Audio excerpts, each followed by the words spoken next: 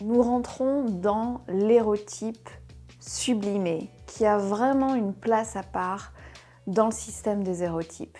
Jusque-là, on a vu ce que j'appelle les érotypes incarnés. Le primal, le sensitif, le transgressif, l'éthéré vivent tous la sexualité, l'érotisme à travers la rencontre des corps.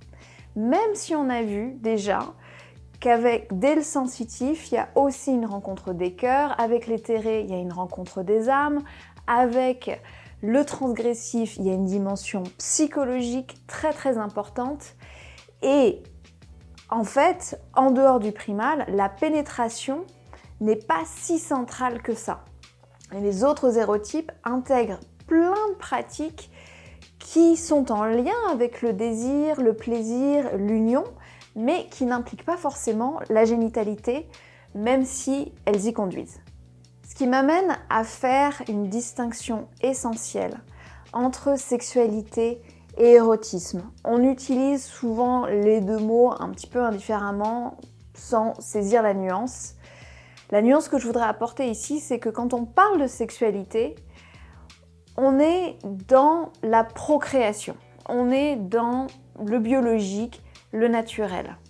L'érotisme nous fait passer dans quelque chose de l'ordre de la récréation, de la recréation avec une dimension psychique et culturelle.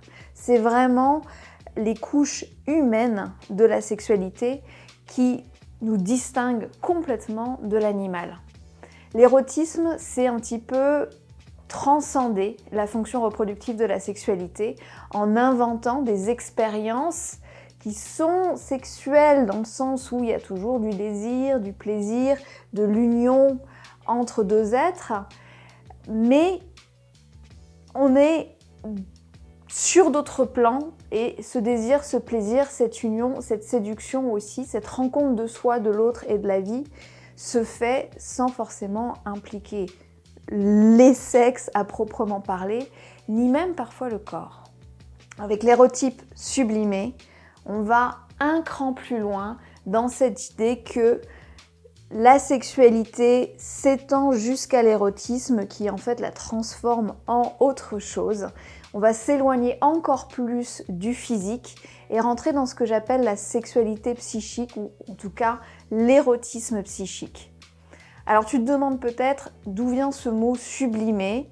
La façon dont je l'entends moi ne t'est sûrement pas familière. Ça n'a pas grand-chose à voir avec sublime dans le sens de beau, même si quelque part un petit peu.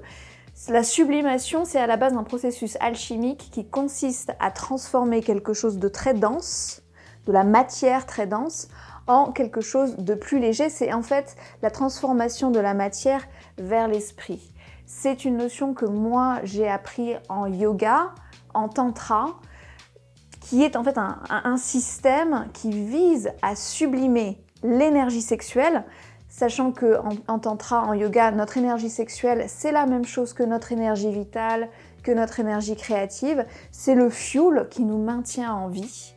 Et l'idée du tantra, du yoga, c'est de prendre cette énergie qui naît en bas de la colonne vertébrale dans le bassin pour la faire monter. L'élever, on en a parlé un petit peu avec l'érotype éthéré qui est le plus proche de l'érotype sublimé, pour alimenter les centres énergétiques qui sont en lien avec la spiritualité, pour amener à l'évolution, à l'éveil, à l'illumination. C'est aussi un mot utilisé par Freud, tu connais peut-être la sublimation freudienne. On est dans quelque chose d'un petit peu différent, mais je pense que tu vas quand même faire le lien. Chez Freud, la sublimation, c'est le processus par lequel l'homme se civilise, c'est-à-dire transforme ses instincts et sa libido pulsionnelle, instinctive, en accomplissement socialement utile, culturellement valorisé. C'est un petit peu ce qui se passe d'ailleurs avec la sexualité transgressive. Et notamment utiliser ces pulsions, cette libido, cet élan de vie pour tout ce qui relève de l'art, de la science, de l'intellect, etc. Donc tu vois aussi ce même mouvement de prendre quelque chose de quasi animal et de l'élever dans quelque chose de plus subtil, de plus culturel. Une autre illustration, et je m'arrêterai là, mais je prends celle-là parce que tu la connais peut-être, c'est la pyramide des besoins de Maslow, d'Abraham Maslow, où voilà, on part des besoins physiologiques en bas de la pyramide pour monter petit à petit jusqu'à l'idée de réalisation de soi.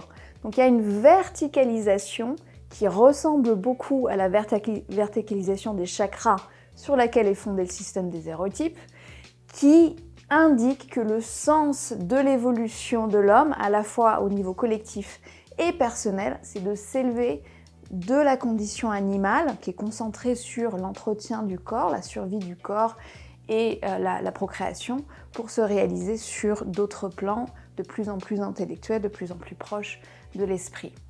Alors attention, ça ne veut pas dire que c'est mieux le sublimé. Hein, vraiment, il n'y a pas de hiérarchie entre les hérotypes, et finalement, l'apogée de cette évolution, c'est pas de rester flotter en haut de la pyramide, c'est d'intégrer harmonieusement tous les niveaux.